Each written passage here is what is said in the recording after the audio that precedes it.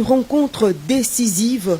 qui devrait marquer un tournant dans le cycle infernal de violence qui meurtrit les populations de l'Est de la République démocratique du Congo. La tripartite de Luanda sur la situation sécuritaire à l'Est de la RDC s'est terminée ce mercredi soir par l'établissement d'une feuille de route sur le processus de pacification de la région Est de la RDC. Tout commence par une rencontre à trois entre les présidents Joao Lourenço, Félix Antoine Tshisekedi Tshilombo et Paul Kagame. Pas de communiqué final, mais un point de presse commun des trois présidents et une volonté commune affichée de faire baisser la tension entre les deux voisins.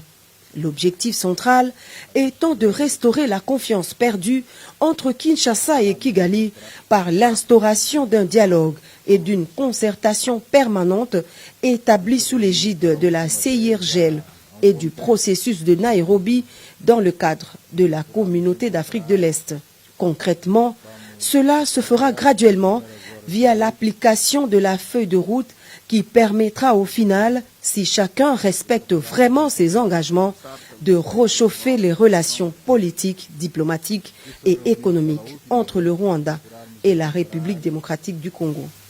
Ce que je peux dire à propos du contenu de la réunion de ce jour est que de part et d'autre, il y a eu en tout cas l'intention manifeste d'avancer et de mettre fin à cette crise. Comme l'a dit le président Lourenço, il s'agit de rétablir la confiance entre nos deux pays et surtout nos deux peuples. Une confiance qui a malheureusement été rompue alors que, à mon sens, tout allait bien dans la voie de la normalisation entre nos deux pays.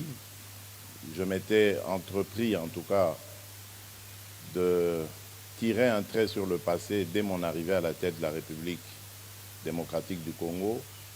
pour envoyer un signal fort, non seulement au Rwanda seul, mais à tous nos voisins, à toute la région, de mon intention d'avoir des relations désormais tournées vers des échanges profitables à nos pays, à nos populations, et de regarder plutôt vers le développement de cette région qui, à mon sens, est l'une des plus riches d'Afrique, plutôt que de verser dans des tensions inutiles comme on a pu l'observer dans le passé. À court terme, la nouvelle donne passe par la relance de la commission mixte RDC-Rwanda. La première rencontre de cette commission mixte, cadre de dialogue permanent entre les deux pays, est prévue incessamment dans la capitale angolaise. Mais dans l'immédiat, la feuille de route prévoit la cessation des hostilités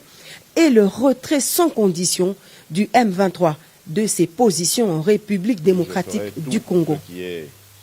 en mon pouvoir pour faire avancer la situation, sortir mes compatriotes de cet enfer qui dure déjà depuis une vingtaine d'années.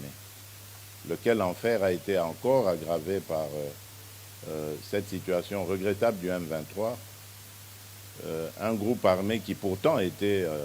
déjà en discussion avec nous à Nairobi, mais dont le comportement est totalement inexplicable, car je ne peux pas comprendre que des gens qui ont une revendication et dont l'interlocuteur est à disposition pour écouter leurs revendications, puissent à nouveau reprendre les armes, comme pour exercer une sorte de chantage ou de pression. Donc j'espère vraiment et j'attends de ce processus qu'il apporte le cessez-le-feu immédiat et le retrait de ce groupe du M23, en attendant évidemment que l'on mette en marche la feuille de route qui amènera un processus de paix, de stabilité et de confiance. Le retour des réfugiés dans leur pays d'origine est également inscrit parmi les objectifs de la feuille de route de Luanda.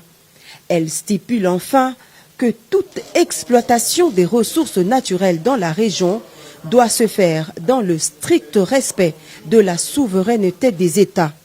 ce qui met en exergue la ferme volonté de lutter contre le trafic illicite des ressources minières de la République démocratique du Congo au profit des pays voisins.